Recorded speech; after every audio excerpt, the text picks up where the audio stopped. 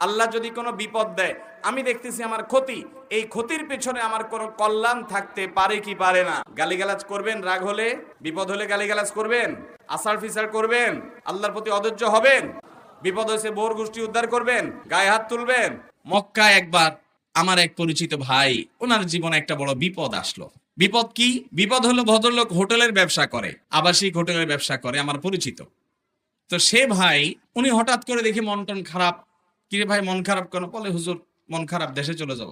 অনেক বছর ছিলাম সৌদি আরব মক্কা শরীফে, আল্লাহর ঘরের পাশে হাজিদের খেদমত করছি বহুত, কিন্তু এখন চলে যেতে হবে দেশে। কেন, কি সমস্যাটা কি? বলে ভাই একটা হোটেল, আমি এই যে হোটেলটা আমি থাকি, আপনি জানেন এই হোটেলটা আমি মালিকের কাছ থেকে সারা বছরের জন্য ভাড়া নিয়ে নেই। সম্ভবত 1 মিলিয়ন রিয়ালের কথা তিনি বলেছেন, যে 1 মিলিয়ন রিয়াল দিয়ে এটা আমি সারা বছরের জন্য ভাড়া নিয়ে নেই।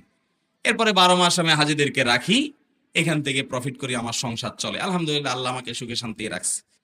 এখন হঠাৎ করে আমারই আরেক বাংলাদেশি ভাই, সে হিংসা করে হোক আর যাই হোক, আমার যে মালিক এই হোটেলের, তার কাছে যায় ফুসলায় ফাসলায় বলতেছে, এই বিল্ডিং তুমি তারে 1 মিলিয়ন দিছো, আমি 12 লাখ দেব, আমার দিয়ে দাও।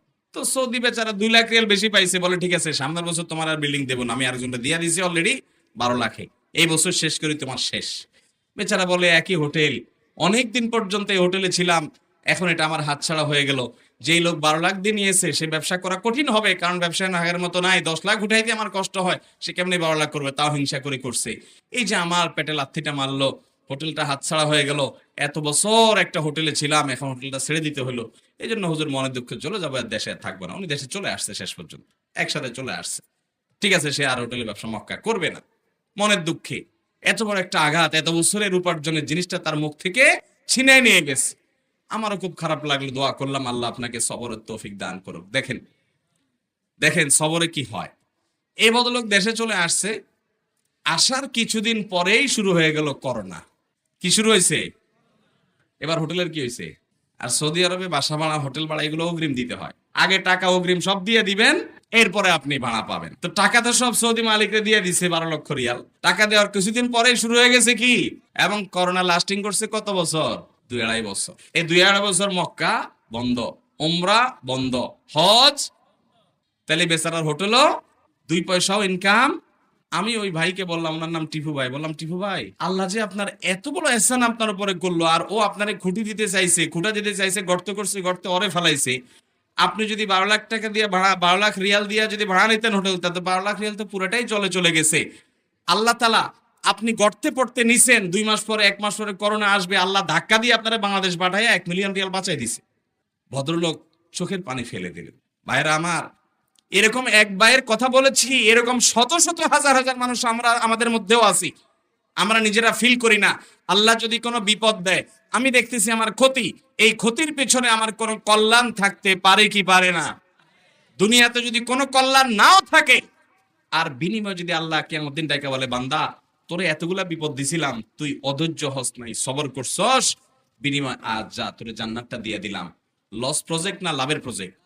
মুসনাদে আহমদে বর্ণিত হয়েছে, নবী করিম সাল্লাল্লাহু আলাইহি সাল্লাম বলেছেন, আল্লাহ রাব্বুল আলামিন হাদিসে কুদসিতে বলেন, ইযা বতালাইতু আবদাম মিন ইবাদি মুমিনান, আমি যখন আমার কোন ঈমানদার বান্দাকে পরীক্ষায় ফেলাই, বিপদে ফেলাই, আল্লাহ বলছেন আমি যখন আমার কোন ঈমানদার বান্দাকে বিপদে ফেলি, সেই বিপদে পড়ার পর হাহুতাশ, অস্থির, গালমন্দ, ভাঙচুর এসব না করে, বিপদে পড়েছে সে এরপরে কি করে, ফাহামিদানি, সে আমার প্রশংসা করে, ওয়াসবার আলা মা আবতালাইত, এবং তাকে যে পরীক্ষার মধ্যে ফেলেছি, তাকে যে কষ্ট দিয়েছি, তাকে যে পরীক্ষা নিচ্ছি আমি কষ্ট দিয়ে, এজন্য সে সবর করে হাউতাশটা করেই না, বরং উল্টা আল্লাহর প্রশংসা করে, যে আল্লাহ সুখে রাখলে যেরকম আপনি, আমি খুশি, আপনার শুকর আদায় করলাম, আপনি আমাকে দুঃখে ফেলেছেন, এখনো আমি আপনার শুকর আদায় করি, আলহামদুলিল্লাহ বললাম।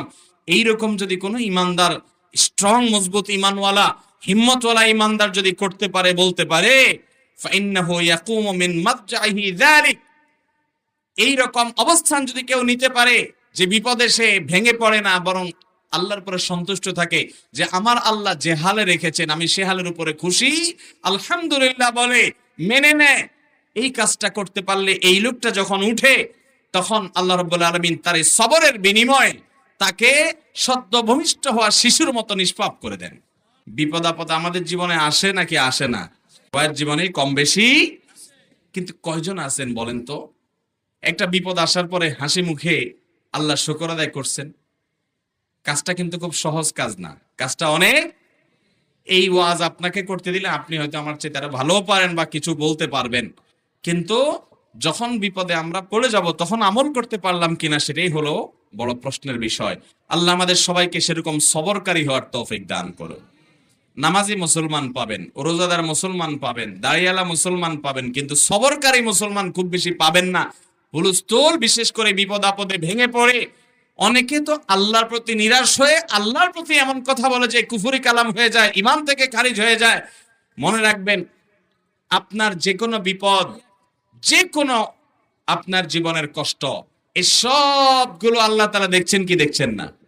আল্লাহর নিয়ন্ত্রণের বাইরে কি কিছু আছে? আল্লাহর নিয়ন্ত্রণের বাইরে কিছু আছে? কিচ্ছু নেই। অতএব আল্লাহ রাব্বুল আলামিনের কাছে নিজেকে সারেন্ডার করতে হবে, সঁপে দিতে হবে, সমর্পণ করতে হবে, তার সামনে নিজেকে উপস্থাপন করতে হবে। বিপদে আবার হাসবেন কিভাবে? আচ্ছা, বিপদে আবার আল্লাহর প্রশংসা করবেন কিভাবে? ধরুন আল্লাহ তাআলা আপনাকে একটা বিপদে ফেলেছেন। বিপদে ফেলেছেন কি? আপনি কোথাও যাচ্ছেন, রোড অ্যাক্সিডেন্টে আপনার একটা ছেলে দুনিয়া থেকেই চলে গেল। আপনারা কয়েকজন ছিলেন পরিবারের সদস্য, অন্য সবাই বেঁচে আছে, একজন দুনিয়া থেকে চলে গেছেন, বাকি যারা এক দুজন আছেন তাদের কেউ হাত ভাঙছে, কারোর পা ভাঙছে, কেউ হয়তো পুরো ভালো আছে, কিছু হয় নাই। এখন কথা হলো যে বিপদ হলে আবার আল্লাহর প্রশংসা কিভাবে করব? আমার ছেলে মারা গেছে, আমি বলবো আল্লাহ আপনার শুকর, এটা কেমনে সম্ভব? এটার উত্তর হলো, আপনি দেখবেন আল্লাহ রাব্বুল আলামিন আপনাকে যে বিপদে ফেলেছেন, এই বিপদটা এর চাইতে আরো অনেক বড় হতে পারত। আপনার সবগুলা ছেলে শেষ হয়ে যেতে পারত, আপনার আরেকটা ছেলে মারা যেতে পারত, আপনি নিজে মারা যেত, আপনার পরিবার বিপদে পড়তে পারত, হতে পারতো কি পারতো না? তো আল্লাহ রাব্বুল আলামিন আপনার জন্য যেটুকু নেয়ামত রেখেছেন ওইটুকুর দিকে তাকে ইমানদার যখন আলহামদুলিল্লাহ বলবে, ওই বিপদে সবরের বিনিময়ে আল্লাহ তাআলা তাকে নবজাতক সদ্য ভূমিষ্ঠ হওয়া শিশুর মতো নিষ্পাপ করে দিবেন, জান্নাত দান করবেন ইনশাআল্লাহ। বিপদে সবর করা সহজ কাজ নয়, এ বিষয়ে ওয়াজ করা সহজ। আল্লাহ আমাকে সবরকারী হওয়ার তৌফিক দান করুন, আপনাদেরকেও দান করুন। মুহতারাম হাজিরিন, as-sabru জাযাউহু আল-জান্নাহ, সবরের বিনিময়টাই হলো জান্নাত। আল্লাহ কোরআনে বলেছেন, ইন্নামা ইউওয়াফাস সাবিরুন আজরাহুম বিগাইরি হিসাব। যারা ধৈর্যশীল হবে, নিজেকে নিয়ন্ত্রণ করতে পারবে, এদের বিনিময়ে আল্লাহ তাআলা কোনো যোগ বিয়োগ করে দিবেন না। আল্লাহর কাছ থেকে যোগ বিয়োগ করে পায়ে জান্নাত পাওয়া বড় কঠিন।